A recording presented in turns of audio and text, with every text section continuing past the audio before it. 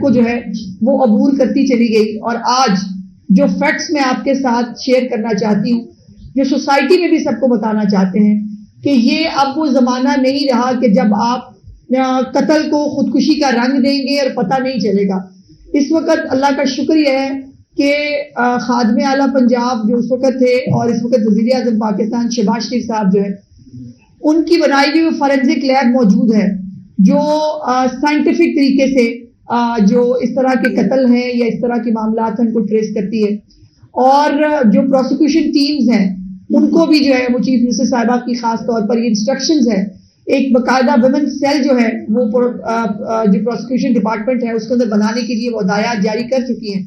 جو پروسیکیوشن کا سیل جو ہے وہ اس طرح کے جو کیسز ہیں ان کو وہ کرے گا. اب فورینزک سائنس کی جو ایجنسی ہے اس میں تمام جو ٹیسٹ ہوئے ان کی رپورٹس جمع ہو گئی ہیں جو میں آپ کے ساتھ شیئر کرنا چاہتی ہوں.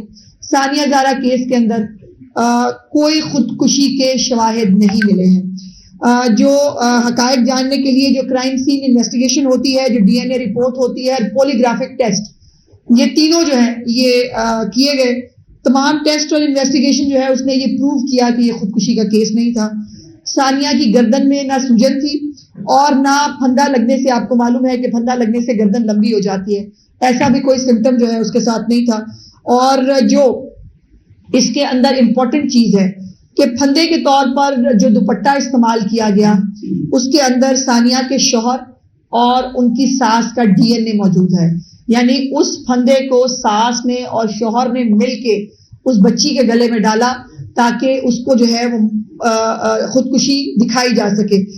لیکن جو فورینزک رپورٹ ہے وہ یہ کہتی ہے کہ جو گلے میں دوپٹہ باندھا گیا تھا وہ اس کے قتل کی وجہ نہیں تھی. قتل جو ہے وہ اس سے پہلے ہو چکا تھا، اس کو بعد میں لٹکا کر خودکشی کا جو ہے وہ رنگ دیا گیا.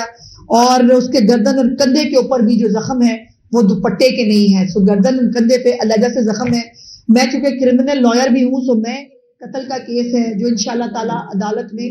ثابت بھی جو ہے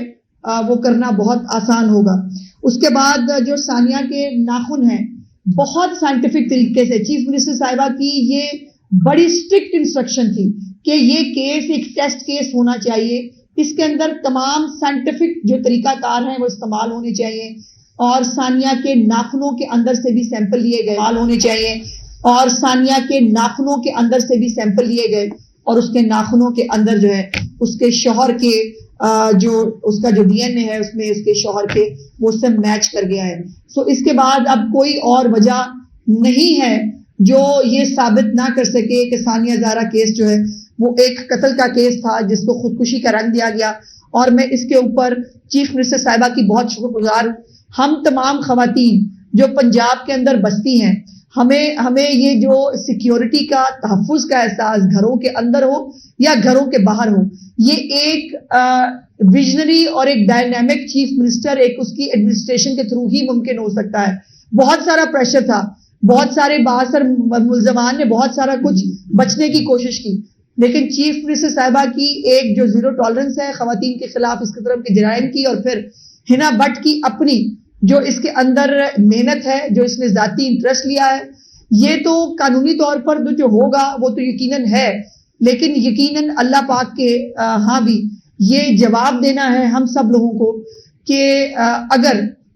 ہمارے دور حکومت میں ایسا ظلم ہوا ہے تو اس ظلم کو جو ہے ظالم کو اس کی سزا ملنی چاہیے. اس کے اوپر چیف منسٹر صاحبہ جو ہیں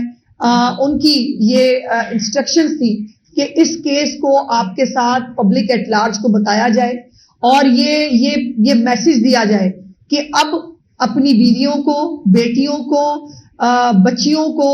مار کر کسی بھی رنگ میں غیرت کے نام کے اوپر، کسی گھریلو جھگڑے کی وجہ سے، کسی بھی چیز کے اوپر ان کو قتل کر کے جو ہے وہ کارپٹ کے نیچے چھپانے کی اجازت نہیں دی جائے گی. جو چیف منسٹر صاحبہ کا ویژن ہے کہ خواتین کے خلاف تشدد اور جرائم ان کی ریڈ لائن ہے، اس کے اوپر جو ہے وہ بالکل پوری طرح تمام تر جو انتظامیہ ہے، تمام تر حکومتی ادارے ہیں وہ اپنا کام کر رہے ہیں.